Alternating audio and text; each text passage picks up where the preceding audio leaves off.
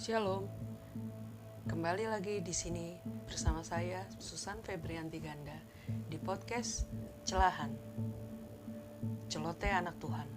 Masih bersama saya di sini yang selalu siap menghibur kamu dan selalu setia untuk menemani hari-hari kamu. Salam kenal untuk kalian yang baru mampir di podcast saya dan salam terindah dari saya untuk kalian yang pernah hadir di podcast saya dan setia pada podcast saya. Semoga damai sukacita selalu menyertai kamu semua. Amin. Oh ya, pertama kali izinkan saya bercerita dulu ya, mengenai siapa saya, kenapa saya tertarik membuat podcast, dan bagaimana saya masih hidup sampai sekarang. Once upon a time, telah lahir anak manusia ke dunia ini 45 tahun yang lalu. 10 tahun pertama dalam kehidupan saya merasa hidup saya sangat indah. Warna-warna pelangi menghiasi hidup saya. Tetapi kalian pasti tahu kalau warna pelangi itu sangat indah kan? Tapi setelah saya sudah mengerti dunia ini, warna pelangi itu mulai ditutupi oleh warna awan yang gelap. Hujan dan awan gelap hampir setiap hari datang dalam hidup saya. Mungkin karena saat itu saya belum kenal dengan yang namanya tsunami. Tapi saya rasa kalau saat itu tsunami sudah ada, boleh dikatakan tsunami yang terjadi dalam hidup saya itu. Pada saat saya berusia 18 tahun, saya mulai masuk ke dalam badai Patricia, angin topan terkuat nomor 3 di dunia. Hidup saya mulai hancur. Dan saat saya berusia 25 tahun, bukan badai Patricia lagi yang terjadi dalam hidup saya, tetapi neraka pindah ke hidup saya. Saya masuk penjara, pernikahan gagal 2 kali, punya anak 2 tapi 1 diculik sama mantan saya, yang 1 tinggal sama bekas mertua saya yang kedua.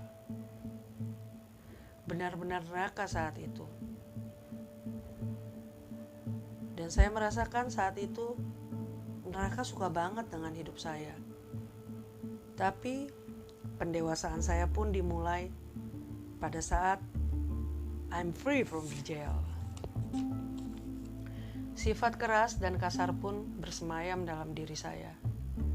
Tapi badai itu belum berakhir dari hidup saya. Saya punya kebiasaan baru, yaitu I love to drink. Saya gak pernah mau dan rela kalau saya dalam keadaan sadar. Saya hanya bisa tidur dan saya ingin melupakan badai-badai yang mampir di hidup saya itu kalau saya dalam keadaan tidak sadar. Dan kebiasaan itu terus berjalan sampai saya berusia 44 tahun.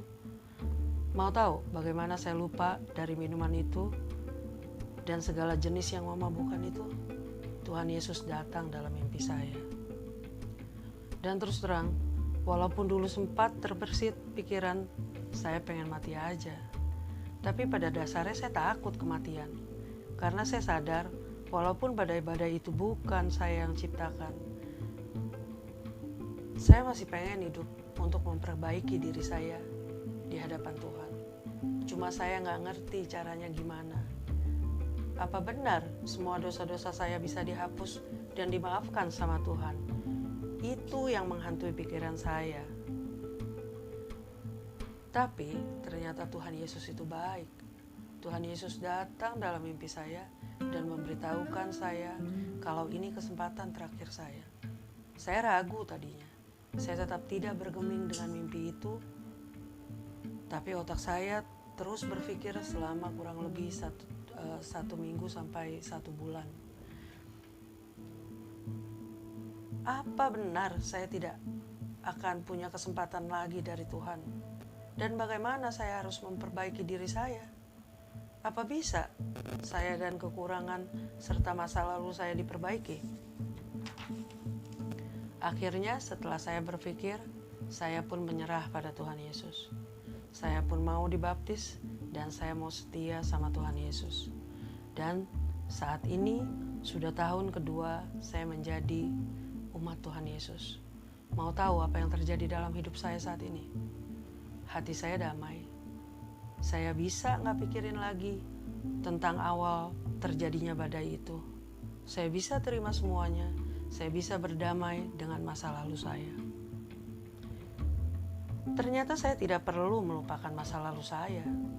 Tapi saya hanya menggunakan masa lalu saya sebagai pelajaran untuk hidup saya saat ini ke depannya. Selamat tinggal tsunami, selamat tinggal badai Patricia, dan selamat tinggal neraka. Karena diri saya sudah menjadi warga negara surga. Saya punya Tuhan Yesus yang baik. Saya punya Allah yang dahsyat. Dan saya punya Roh Kudus yang selalu menunjukkan arah jalan yang harus saya tempuh.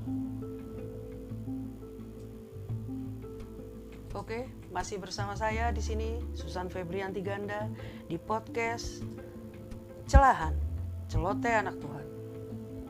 Terima kasih ya buat kamu yang tidak beranjak dari podcast ini, dari podcast Celahan, Ruang Celoteh Anak Tuhan. Kali ini saya akan menceritakan kebaikan Tuhan Yesus yang lain yang terjadi dalam hidup saya. Tuhan Yesus memberikan saya talenta untuk bernyanyi dan untuk menciptakan lagu rohani. Dan tentunya dalam setiap lagu-lagu ciptaan saya, untuk Tuhan Yesus ada kuasa Roh Kudus di dalamnya. Kenapa saya bilang seperti itu? Karena saya ini tidak terlalu jago, tidak terlalu pintar dalam bermain gitar. Suara saya pun di angka 6. Tapi saya bisa membuat lagu yang sebagian dari teman-teman saya pun mereka suka. Itu bukannya dari hebatnya saya atau pinternya saya, tapi semua itu dari kuasa Roh Kudus yang menuntun saya. Gak tahu kenapa saat ini saya mulai suka lagi sama yang namanya nulis-nulis. Akhirnya jadi puisi, terus nada, dan akhirnya jadi lagu.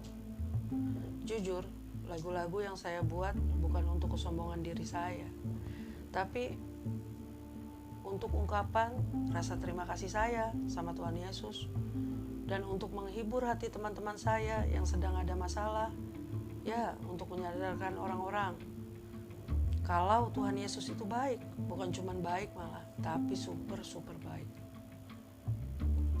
Saya mengajak teman-teman yang hadir di podcast saya ini untuk selalu mengucapkan syukur setiap hari dalam keadaan apapun. Untuk selalu berdoa setiap hari dalam keadaan apapun. Dan untuk selalu baca firman setiap hari dalam keadaan apapun. Karena setiap doa yang keluar dari mulut kita, itu akan melindungi kita dari hal apapun yang ingin mencelakai kita.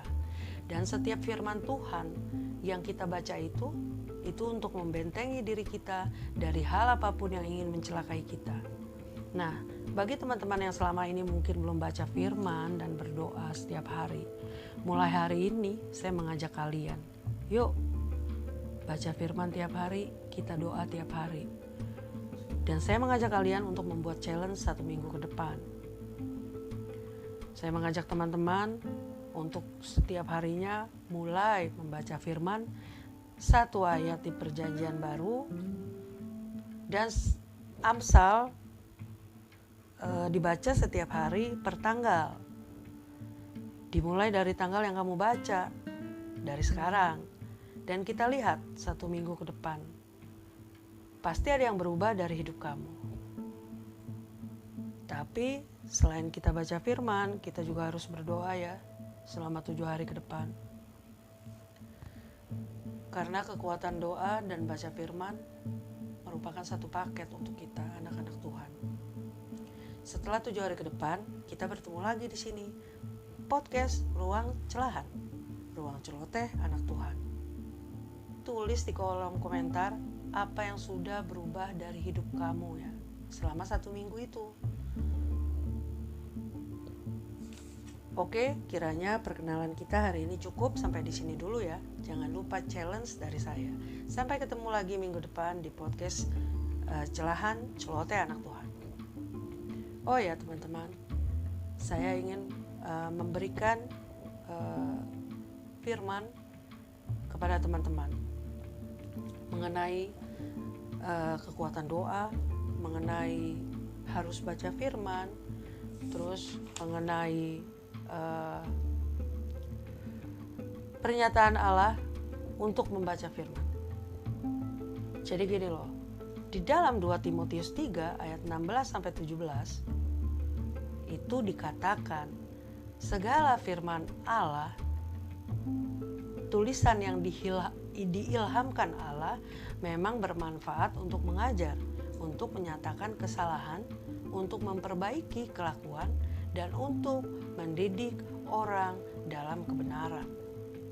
Terus di dalam Mazmur 119 ayat 105 dinyatakan sabdamu adalah pelita bagi langkahku, cahaya untuk menerangi langkahku. Dan di dalam Yakobus 1 ayat 22 Tuhan berfirman, tetapi hendaklah kamu menjadi pelaku firman dan bukan hanya pendengar saja. Sebab jika tidak demikian, kamu menipu diri sendiri. Dan di Yesaya 40 ayat 8, Tuhan berfirman, rumput menjadi kering, bunga menjadi layu, tetapi firman Allah kita tetap untuk selama-lamanya. Berarti sudah jelas ya teman-teman mengenai kita harus baca Alkitab, kita harus setiap hari diisi dengan firman Allah. Terus setelah kita baca firman, ajakan yang kedua, ajakan saya kepada teman-teman, kita harus berdoa. Nah, di sini ada firman Allah di dalam Lukas 11 ayat 9.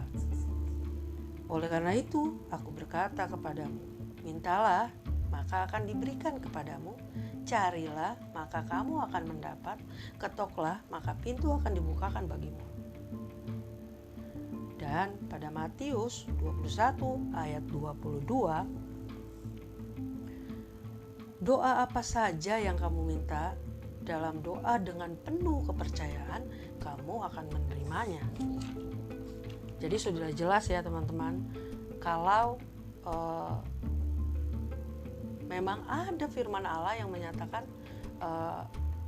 kita harus baca firman, dan ada juga yang menyatakan kita harus berdoa gitu loh, karena mereka itu satu paket. Dan ada satu lagi,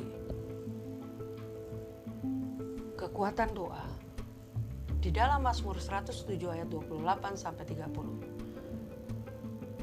Maka berseru-serulah mereka kepada Tuhan dalam kesesakan mereka, dan dikeluarkannya mereka dari kecemasan mereka, dibuatnyalah badai itu diam, sehingga gelombang-gelombangnya tenang. Mereka bersukacita sebab semuanya reda, dan dituntunnya mereka ke pelabuhan kesukaan mereka. Amin. Berarti selain kita baca firman, selain kita berdoa, kita juga harus percaya bahwa doa itu mempunyai kekuatan yang dinyatakan dalam Mazmur 107 tadi ayat 28-30, bahwa gelombang-gelombang dan badai aja bisa berhenti gitu loh kalau kita berseru-serunya bagaimana? Ya berseru-seru kepada Tuhan, yang dalam artian kita berseru-seru pada Tuhan melalui doa. Nah itu dia kekuatan doa.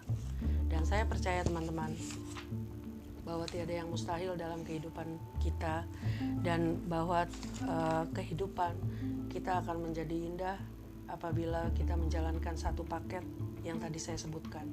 Dan jangan lupa challenge yang saya kasih untuk 7 hari ke depan. Setelah itu teman-teman bisa menulis di kolom komentar, ataupun teman-teman bisa menjapri saya di WA saya